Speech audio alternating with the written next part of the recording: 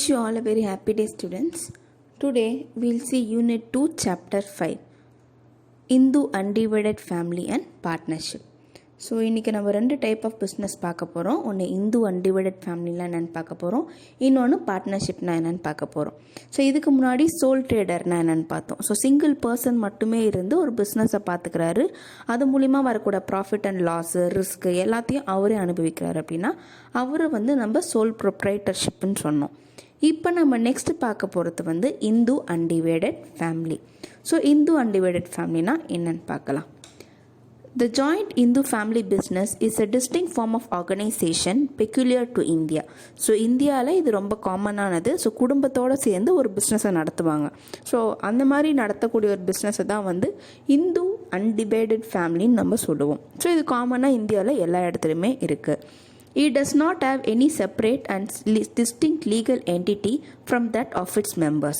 So இது members, அதாவது அந்த ஃபேமிலியில் இருக்கக்கூடிய மெம்பர்ஸும் இவங்க பண்ணக்கூடிய பிஸ்னஸும் தனித்தனி கிடையாது, எல்லாமே இங்கே ஒன்று தான். The business of joint Hindu family is controlled under the Hindu law. So இது எந்த சட்டத்தின் கீழே இந்த பிஸ்னஸ் ஆப்ரேட் ஆகுதுன்னு பார்த்தீங்கன்னா Hindu law, Hindu succession act கீழே, இந்து லாவில் கீழே தான் இந்த இந்து அன்டிவைடட் ஃபேமிலின்ற பிஸ்னஸ் ஆப்ரேட் ஆகுது. ஸோ அதனுடைய மீனிங் என்னன்னு பாருங்கள். So meaning of HUF: when two or more person agree to live and work together, invest their resources and labor jointly and share profits or losses together, then this family is known as composite family or HUF. So அதனுடைய first meaning பார்த்துக்கோங்க. உங்கள் கையில் pencil இருந்துச்சுன்னா எடுத்து அதை பிரிச்சுக்கோங்க. when two or more families, அது வரைக்கும் பிரிச்சுக்கோங்க. Agree to live and work together. So 2 or more families, 2-3 family சேர்த்து இவங்கெல்லாம் ஒன்றா இருக்கலாம் அப்படின்ட்டு ஒரு முடிவோடு வருவாங்க. அது வரைக்கும் பிரிங்க. இன்வெஸ்ட் தியர் ரிசோர்ஸஸ், அது வரைக்கும் பிரிங்க. இன்வெஸ்ட் தியர் ரிசோர்ஸஸ்னால் என்னென்னா உங்கள் கையில் என்னென்ன பொருட்கள் இருக்கோ அது எல்லாத்தையும் ரிசோர்ஸஸாக அங்கே இன்வெஸ்ட் பண்ணுவாங்க. And labour jointly and share profits or loss together. So இவங்க கையில் இருக்க ரிசோர்ஸஸ் எல்லாத்தையும் அங்கே உள்ளே போட்டுருவாங்க, பிஸ்னஸில் போட்டுருவாங்க. இவங்களே லேபராக அங்கே இருப்பாங்க. இவங்களே அந்த லேபராக என்ன ஒர்க் செய்கிறாங்களோ அது மூலிமா வரக்கூடிய ப்ராஃபிட் அண்ட் லாஸை இவங்க எடுத்துப்பாங்க. ஸோ இப்படி ஆப்ரேட் ஆகக்கூடிய ஒரு பிஸ்னஸை நம்ம என்னன்னு சொல்லுவோம்னா காம்போசிட் ஃபேமிலின்னு சொல்லுவோம், R HUF. There are 2 schools of Hindu law. One is Dayabhaga, and which is prevalent in Bengal and Assam, and the other is Mitakshra, prevalent in the rest of the country. So it is a very important question. So what are the two schools of Hindu law? One is Dayabhaga and the other one is Mitakshra. So Dayabhaga is prevalent, which is already there in Bengal and Assam, whereas Mitakshra all other countries. So Bengal, Assam தவிர்த்து மற்ற எல்லா இடத்துலையும் அவங்க operate ஆகிறது Mitakshra அப்படிங்கிற ஒரு லாவை base பண்ணி தான். When a son is born in the family, he acquires an interest in the property jointly held by the family. ஒரு ஃபேமிலியில் புதுசாக ஒரு பையன் பிறந்திருக்கான் அப்படின்னா அந்த ஃபேமிலியில் அவன் பிறந்ததுனால அவன் அந்த ஃபேமிலியோடைய ஒரு பாகமாக மாறிட்டார். அதாவது அதில் ஒரு மெம்பராக இவர் இருக்க போகிறார். ஸோ அது மட்டும் இல்லாமல் அந்த மெம்பராக இருந்து அந்த பிஸ்னஸில் இருக்கக்கூடிய நிறைய சொத்துக்களுக்கு எல்லாத்துக்குமே இவருக்கு உரிமை இருக்குன்னு அர்த்தம். Today, Hindu Succession Act 2005 is applicable to all male and female members of HUF. So Hindu undivided ஃபேமிலியை பொறுத்த வரைக்கும் முன்னாடி 2005க்கு முன்னாடி ஒரு ஃபேமிலியில் பிறக்கக்கூடிய ஆம்பளை பிள்ளைங்களுக்கு மட்டும்தான் சொத்தில் பங்கு இருக்குது அப்படின்னு இருந்துச்சு. So later Hindu succession act 2005க்கு அப்புறம் male members and female members எல்லாருக்குமே அவங்களுடைய சொத்துக்களில் பங்கு இருக்குது அப்படின்ட்டு இந்த ஆக்ட் மூலமா வந்துடுச்சு. ஸோ நெக்ஸ்ட் நம்ம பார்க்க போகிறது கேரக்டரிஸ்டிக்ஸ் ஆஃப் HUF. ஸோ இதனுடைய ஃபீச்சர்ஸ் என்னென்னு பார்க்கலாம். ஸோ இதனுடைய ஃபஸ்ட்டு ஃபீச்சர் என்னென்னு பார்த்தீங்கன்னா governed by Hindu law. The business of the joint Hindu family is controlled and managed under the Hindu law. So Hindu லான்னு சொல்லிட்டு ஒரு லா இருக்குது. அந்த லாக்கு கீழே தான் இந்த பிஸ்னஸ், அதாவது joint Hindu family business work ஆகிட்டு இருக்குது. ஸோ இதை ஜாயிண்ட் இந்து ஃபேமிலி பிஸ்னஸ்னு சொல்லுவாங்க, காம்போசிட் ஃபேமிலின்னு சொல்லுவாங்க, இல்லைனா இந்து அன்டிவைடட் ஃபேமிலின்னு சொல்லுவாங்க. ஸோ இதுக்கு டிஃப்ரெண்ட்டாக 3 நேம்ஸ் இருக்குது. ஸோ நெக்ஸ்ட் ஃபீச்சர் என்னென்னு பார்த்தீங்கன்னா மேனேஜ்மெண்ட். ஸோ இங்கே எப்படி ஒர்க்கிங் நடக்க போகுது, எப்படி மேனேஜ் பண்ணுவாங்க அப்படின்னா, all the affairs of a joint Hindu family are controlled and managed by one person who is known as karta or manager. So இங்கே பிஸ்னஸில் நடக்கக்கூடிய எல்லா ஒர்க்ஸையுமே கண்ட்ரோல் பண்ணி மேனேஜ் பண்ணக்கூடிய ஒரு பர்சனு, அதாவது ஹெட்டாக இருக்கக்கூடிய ஒரு பர்சனை நம்ம என்னன்னு சொல்லுவோம்னா கர்த்தான்னு சொல்லுவோம், ஆர் மேனேஜர். ஸோ கர்த்தான்னு சொல்லுவோம் அவரை. ஓகேவா? த கர்த்தா இஸ் த சீனியர் மோஸ்ட் மேல் மெம்பர் ஆஃப் த ஃபேமிலி. இப்போ ஃபேமிலியிலே வந்து குடும்ப தலைவர்னு சொல்கிறோம்ல, ஸோ அந்த மாதிரி சீனியர் மோஸ்ட் மேல் மெம்பரை தான் வந்து நம்ம இங்கே கர்த்தான்னு சொல்லுவோம். The member of the family have full faith and confidence in Karta. The only Karta is entitled to deal with outsiders, but other members they can deal with outsiders only with the permission of Karta. So இங்கே இருக்கக்கூடிய ஃபேமிலியில் இருக்கக்கூடிய எல்லா மெம்பர்ஸும் full and full கர்த்தா, அதாவது அந்த senior most மேல் member மேலே மொத்தமாக கான்ஃபிடென்ஸ் வச்சு அவங்களுடைய பிஸ்னஸ் ஒர்க்கிங்கில் அவரை ஃபுல் அண்ட் ஃபுல் அதனுடைய அத்தாரிட்டி ரைட்ஸை வந்து அவர்கிட்ட கொடுத்துருப்பாங்க. இந்த கர்த்தா மட்டும்தான் வெளிநபர்களோட கான்ட்ராக்டில் என்டர் ஆக முடியும். ஸோ புதுசாக ஒரு பொருளை தயாரிக்க போகிறோம், இல்லை புதுசாக ஒரு பர்டிகுலர் கம்பெனிக்கு நம்மளோட ப்ராடக்டை வந்து விற்க போகிறோம் அப்படின்னா எல்லா அவுட் சைட் டீலிங்ஸ் எல்லாத்துலேயுமே வந்து இவர் தான் வந்து ஹெட்டாக இருப்பார். But other members can deal with outsiders only with the permission of கர்த்தா. இப்போ இந்த கர்த்தா இல்லாமல் மற்ற மெம்பர்ஸ்லாம் இந்த மாதிரி அவுட்சைடர்ஸ் கூட ஏதாவது டீல் பண்ணணும்னு நினச்சாங்கன்னா, ஒரு வேளை கர்த்தா பெர்மிஷன் கொடுத்தாங்கன்னா இவங்க மற்றவங்களோட டீல் பண்ணலாம். மற்றபடி மொத்தமாக எல்லாருமே வந்து பார்த்திங்கன்னா கர்த்தா, அதாவது சீனியர் மோஸ்ட் மேல் மெம்பர் தான் அந்த பிஸ்னஸை மொத்தமாக வந்து பார்த்துப்பாரு. நெக்ஸ்ட் ஃபீச்சர் என்னென்னு பார்த்தீங்கன்னா மெம்பர்ஷிப் பை பர்த். ஸோ எப்படி இந்த பிஸ்னஸில் ஒரு மெம்பர் ஆவாங்க அப்படின்னா, the membership of the family can be acquired only by birth. நீ வந்து ஒரு மேல் மெம்பராக அந்த ஃபேமிலியில் பிறந்துட்ட அப்படின்னா நீ அந்த ஃபேமிலிக்கு ஒரு மெம்பராக மாறிடுவ. As soon as a child is born in the family, that child becomes a member. So membership requires no consent or agreement. So ஒரு கன்சென்ட்னா ஒரு அக்ரிமெண்ட்டோ இல்லை ஏதாவது ஒரு கான்ட்ராக்டோ போட்டு நீ அதுக்கு மெம்பர் ஆக போகிறது கிடையாது. நீ அந்த பர்டிகுலர் ஃபேமிலியில் பிறந்திருக்க அப்படின்னா நீ அந்த ஃபேமிலியோட ஒரு மெம்பராக மாறிடுவ. Next liability. Except the Karta, the liability of all other members is limited to their shares in the business. The amount of debt can be recovered from the personal property also. So, கர்த்தாவை தவிர மீதி எல்லாருடைய லயபிலிட்டியுமே வந்து limited. So அவங்க எவ்வளோ காசு அதில் போட்டிருக்காங்களோ அந்த காசு வரைக்கும் தான் அவங்க லயபிள். அதுக்கு மேலே அவங்க அதிகமாக காசு செலவு பண்ணணுன்ற அவசியம் இல்லை. மற்றபடி மொத்தமாக இதுக்கு யார் அதிகமாக செலவு பண்ணணும்னா கர்த்தா, அதாவது சீனியர் மோஸ்ட் மேல் மெம்பர் தான் செலவு பண்ணுற மாதிரி இருக்கும்.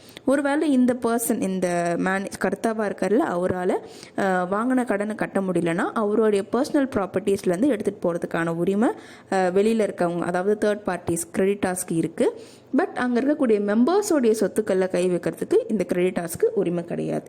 இதுதான் வந்து limited liability. Next permanent existence.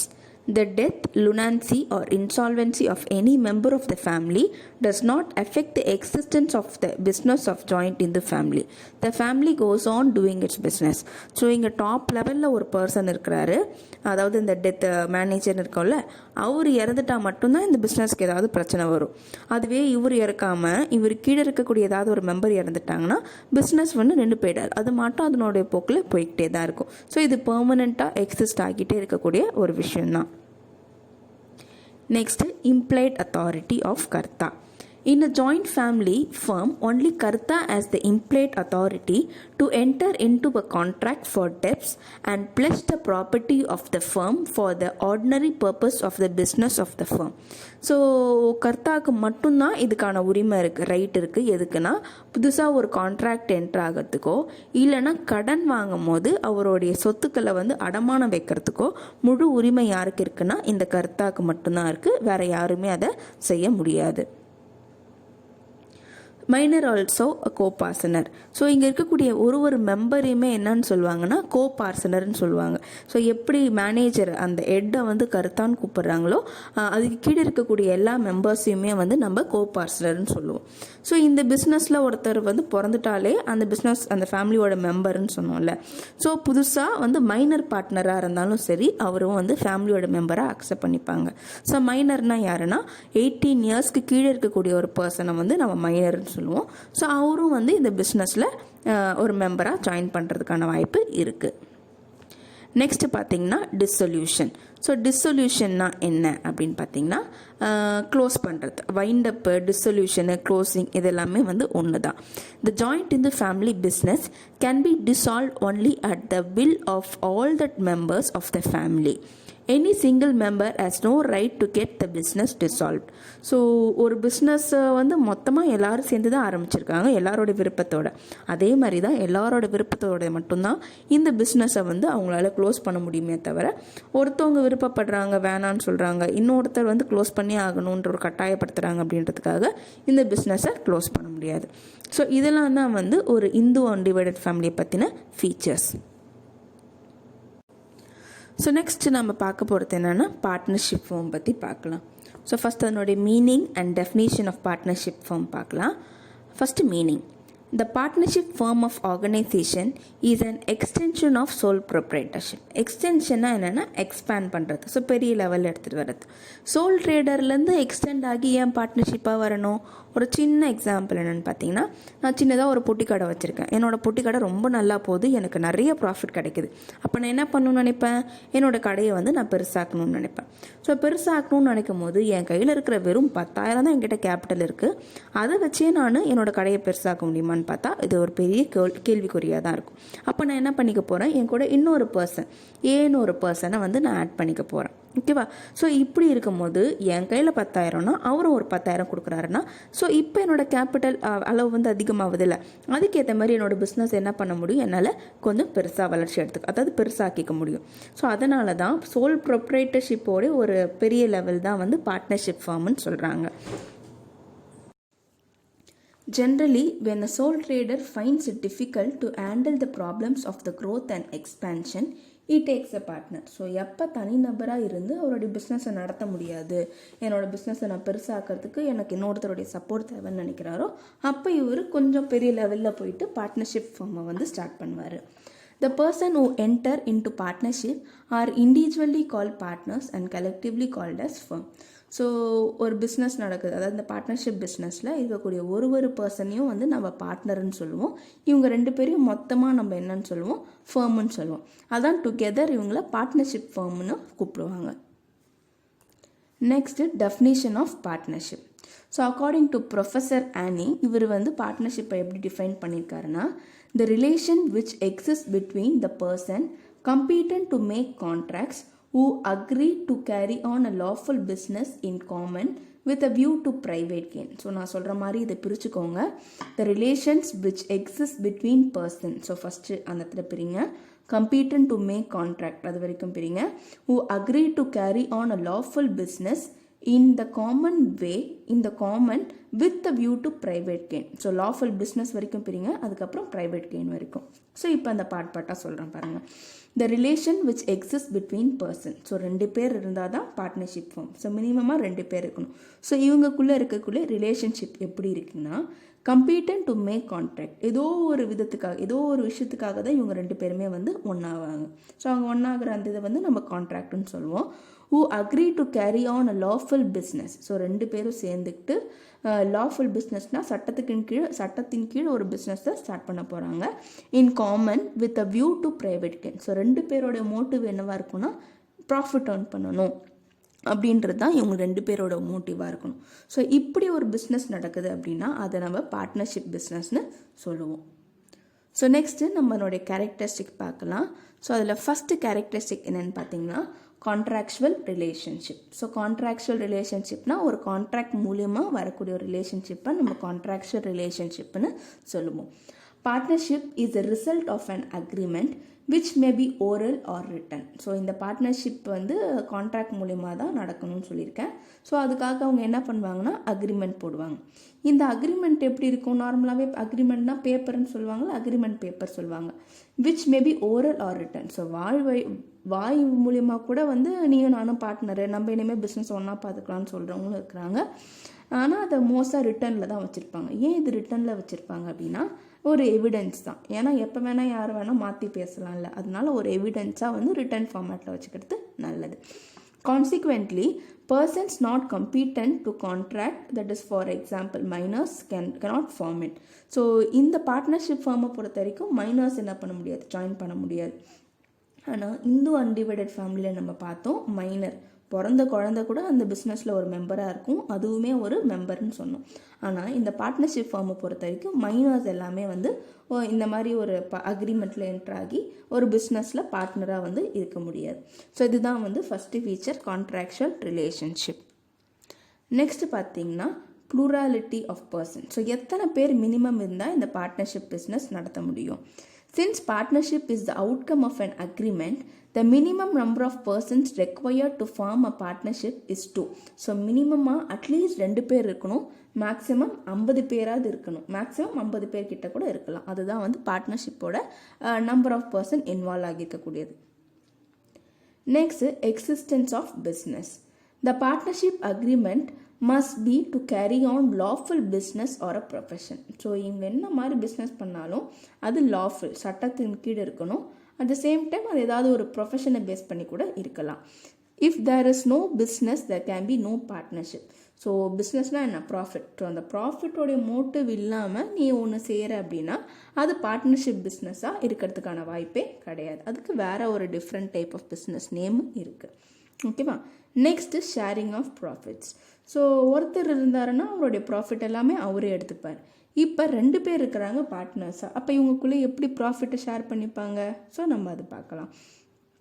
The business must be carried on with a view to earn profit and share it among all the partners. So ஒரு பிஸ்னஸ் நடக்குதுனாலே அதனுடைய மோட்டிவ் என்னன்னா நம்ம ப்ராஃபிட் ஏர்ன் பண்ணணும், அந்த ப்ராஃபிட்க்கு ஏற்ற மாதிரி அந்த அமௌண்ட் எல்லாத்தையும் பார்ட்னர்ஸ் கிட்ட ஈக்குவலாக கொடுக்கணுன்றது தான் மோட்டிவாக இருக்கும் ஃபஸ்ட்டு. ஆனால் அது எப்படி கொடுப்பாங்க? An agreement to undertake philanthropic activities does not constitute partnership because profit motive is completely absent. So இந்த பார்ட்னர்ஸ்க்கு ப்ராஃபிட்டுக்கு ஏற்ற மாதிரி பிரித்து கொடுத்துருவாங்க. ஸோ அதை பிரிக்கிறது என்னன்றது முன்கூட்டியே அக்ரிமெண்ட்டில் ஃபிக்ஸ் பண்ணிவிடுவாங்க. ஒன்று அவங்களுடைய கேபிட்டல் கொடுக்குற கான்ட்ரிபியூஷனுக்கு ஏற்ற மாதிரி பிரிக்கிறாங்களா, இல்லை ஒருத்தர் ஒர்க் பண்ணுறதுக்கு ஏற்ற மாதிரி பிரிக்கிறாங்களான்றத முன்னாடியே சொல்லிவிடுவாங்க. ஆனால் யாராவது ஒருத்தவர் சர்வீஸ் மோட்டிவில் நடக்கக்கூடிய ஒரு கம்பெனியில் எப்படி ப்ராஃபிட் கொடுப்பாங்க? சர்வீஸ் மோட்டிவோடு நடக்குதுன்னா நான் government organisation, for example trust, orphanage அந்த மாதிரிலாம் இருக்குல்ல. ஸோ அந்த மாதிரி ஒரு இடத்துல பார்ட்னர்ஷிப்போடு ஒர்க் பண்ண முடியுமான்னு கேட்டிங்கன்னா அது கம்ப்ளீட்லி ஆப்சன்ட். ஸோ கண்டிப்பாக அங்கே பார்ட்னர்ஷிப் ஒர்க் ஆகாது. Next, mutual agency. In fact mutual agency is the essence of partnership. Since the business is to be carried on by all or any of them acting for all, each partner acts simultaneously as a principal and an agent. To the outsiders he is a principal while to other partners he is an agent. So இவங்களுக்குள்ள ஒரு நல்ல mutual understanding இருக்கும்.